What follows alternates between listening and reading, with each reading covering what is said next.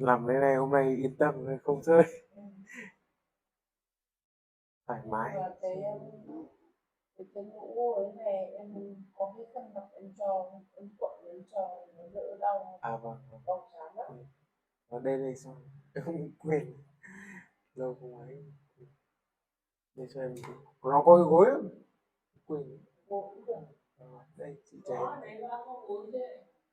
Chém.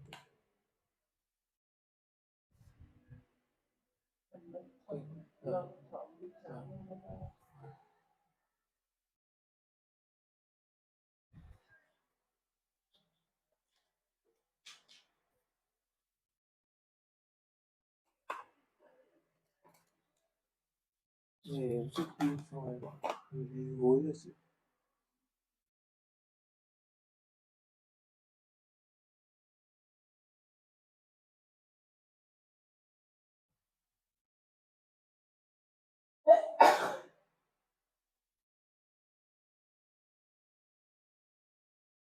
Buổi tối không có ai thế này đóng cửa chị cuối chị đi vay chưa về chưa chưa về rồi wow thế là 3 giờ sáng đi về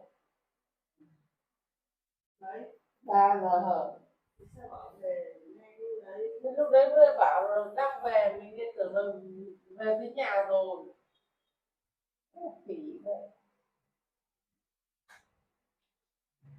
mang vào cho bà ấy tới hạt bí với lại bí mang là gì đấy hạt bí to hạt bí một bác liễu một tí nữa tạt cho em trở về nha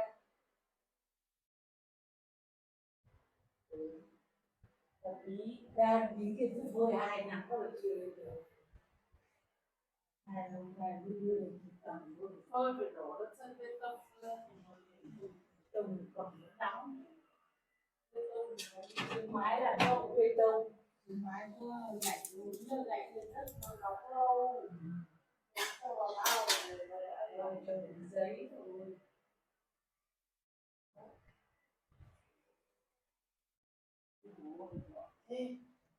Chị say chị thay đổi tư thế xong rồi em là bấm phải làm bấm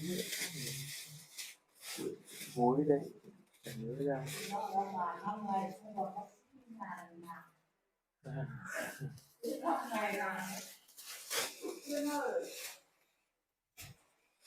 xuống về rồi không phải xuống đâu biết cái bảo này cái nước ở bên ngoài ông tháo ngoài ra rồi nhưng mà không chỉ đọc rồi nó chiều không đưa có thứ rau ngoài họ Đấy quên mất. đấy Chị không nhắc anh chả nhớ. chưa lên ăn cơm không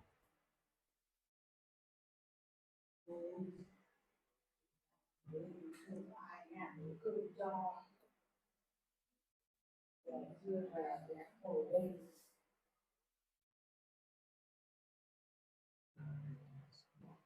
Vâng,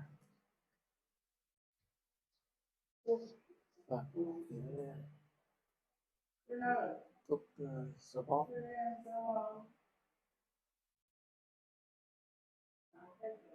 thì tốt lắm.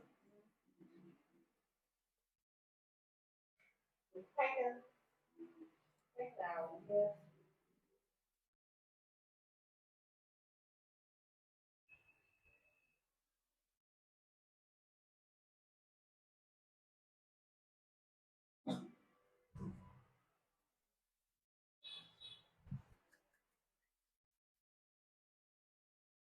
các gỗ chú trồng bờ gì kìa chị ạ tự dưng đòi đi lên đi ra bút nhà chơi với hôm hay lại sắp tèo kia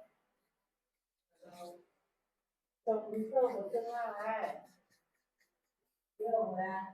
đi thăm mỗi nhà mấy ngày rồi đang ở trên bờ cỏ